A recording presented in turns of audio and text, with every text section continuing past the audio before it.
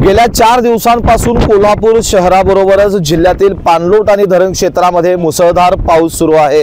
कोल्हापूर शहरात जरी रिपरिप असली मात्र धरण क्षेत्रात पावसाची सततधार जी आहे ती कायम आहे।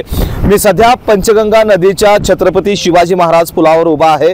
आपण बघू शकताय की पंचगंगा नदीच्या पाणी पातळीत काल दुपारनंतर झपाट्याने वाढ झालेली आहे। त्यामुळे पंचगंगेच्या पाण्याने हे विस्तीर्णाचं रूप घेतलेलं आहे। आपण या दृश्यांच्या माध्यमातून बघू शकताय की संपूर्ण आजूबाजूच्या शेतामध्ये हे पंचगंगेचं पाणी जे आहे ते आता पसरलेलं आहे। मुसळधार पावसामुळे नद्यांच्या पाणी पातळीत झपाट्याने वाढ होत असल्याचं चित्र आता पाहायला मिळत आहे।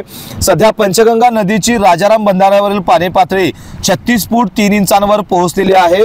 एकूण विसर्ग जर बघायला गेलं तर 39,936 इतका विसर्ग सध्या सुरू आहे। पंचगंगा नदीची राजाराम बंधाऱ्यावरील इशारा पातळी 39 फूट आणि धोका पातळी 43 फुटावर आहे। त्यामुळे आज 19 ऑगस्ट दुपारी 1 वाजताची आकडेवारी पाहिली तर 36 फूट 3 इंचांवर पाणी पातळी पोहोचलेली आहे। त्यामुळे पंचगंगेची वाटचाल जी आहे ती आता इशारा पातळीकडे जाताना दिसत आहे। आज संध्याकाळपर्यंत जर असाच पाऊस सुरू राहिला तर संध्याकाळपर्यंत पंचगंगा ही इशारा पातळी गाठू शकते। बाळ, फ्रीज मधून श्रीखंड काढ ना। आम्ही पूर्वी घरीच बनवायचो श्रीखंड, त्याची चवच वेगळी होती। आता काय सगळं रेडीमेड। आजी, हे श्रीखंड खाऊन बघ। आज तुझ्या आईनं घरीच बनवलं की काय? हे आहे गोकुळचं श्रीखंड। अगदी जिभेवर रेंगाळणार। जिभेवरच नाही तर मनावरही रेंगाळणार। गोकुळ श्रीखंड, मनावर रेंगाळणार।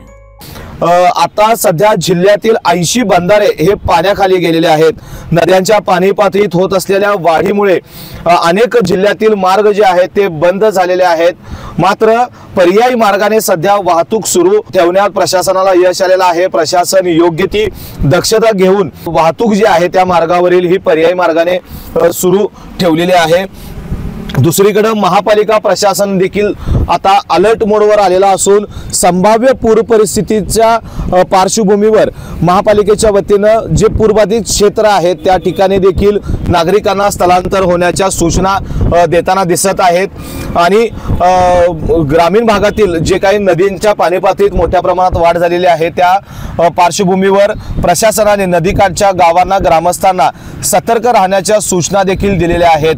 कोल्हापूर जिल्ह्यातील तालुक्यांच्या आकडेवारीनुसार जर बघायला गेलं तर हातकणंगले तालुक्यामध्ये आज सकाळी 8 वाजेपर्यंतच्या आकडेवारीनुसार हातकणंगले तालुक्यात 50.8 मिलीमीटर पाऊस झालेला आहे। शिरोळमध्ये 34.4 मिलीमीटर, पन्हाळा तालुक्यामध्ये 70.9 मिलीमीटर, शाहूवाडीमध्ये 77 मिलीमीटर, राधानगरी तालुक्यामध्ये 91.8 मिलीमीटर, गगनबावडामध्ये 151.3 मिलीमीटर, करवीरमध्ये 59.9 मिलीमीटर, कागल तालुक्यामध्ये 72 मिलीमीटर, गडिंग्लज तालुक्यामध्ये 51.9 मिलीमीटर, बुदरगड तालुक्यामध्ये 92.2 मिलीमीटर आणि आजरा तालुक्यामध्ये 66.9 मिलीमीटर, त्याचबरोबर चंदगड तालुक्यामध्ये 65.4 मिलीमीटर असा पाऊस या तालुक्यामध्ये झालेला आहे।